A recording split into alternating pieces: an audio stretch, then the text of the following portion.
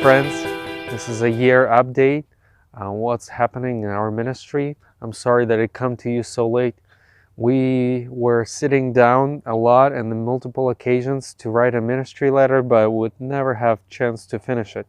Part of the reason that a lot of things happened this year. But in this short video, I would mention few things that happen and dramatically change, or like I would say, influenced a lot my life and the ministry.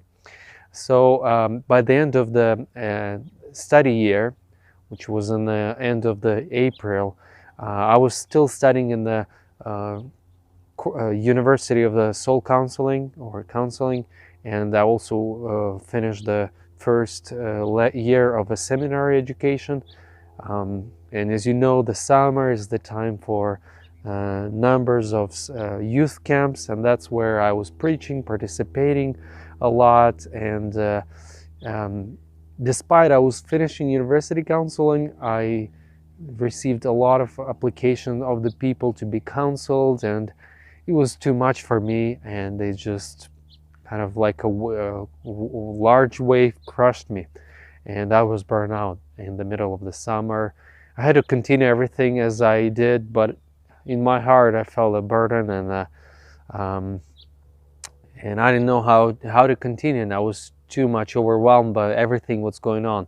And on top of that, I became a youth minister, leader of a youth ministry, and nothing of the other ministries were stopped or ended, but on top of that, I became a youth minister, and it was just too much for me. And so that happened.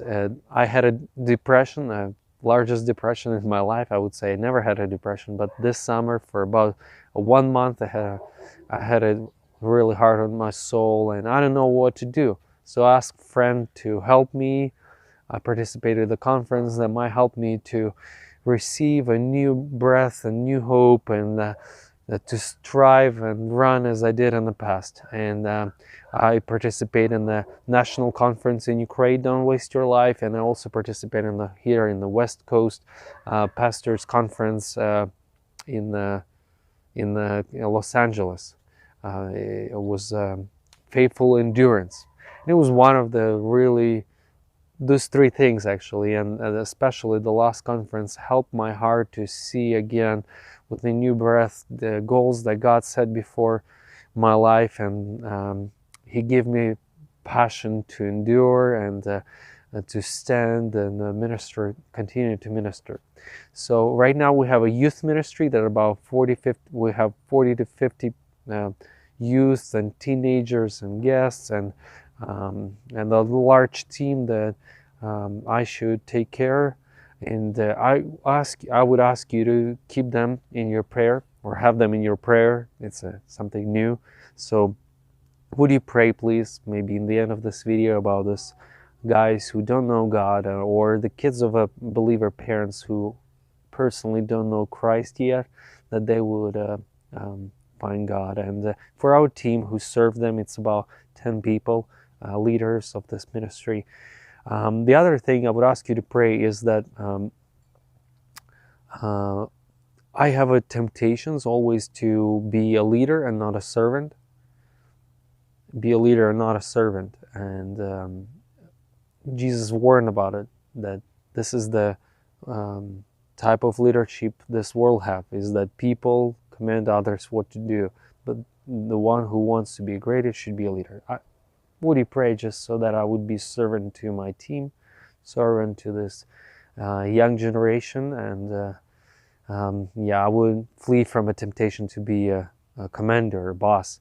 And the third thing I will ask you to pray about is, I would say in my heart that it's the least concern, but it should be my concern. We have a debt, or I would say a loan for $17,000 for apartment that we serve for our youth ministry, particularly after every Friday event, every Friday ministry that we have 6 to 8 people staying with us for a night weekly. Teenagers in Saturday morning we're studying Bible together. So we are serving with this apartment, and that's kind of a part of the reason of our loan. If we want to do that, we had to borrow that money. And I don't want to sacrifice ministry. I want God to take care of this debt. I think it was His will to lead us this way. So why don't you pray, please?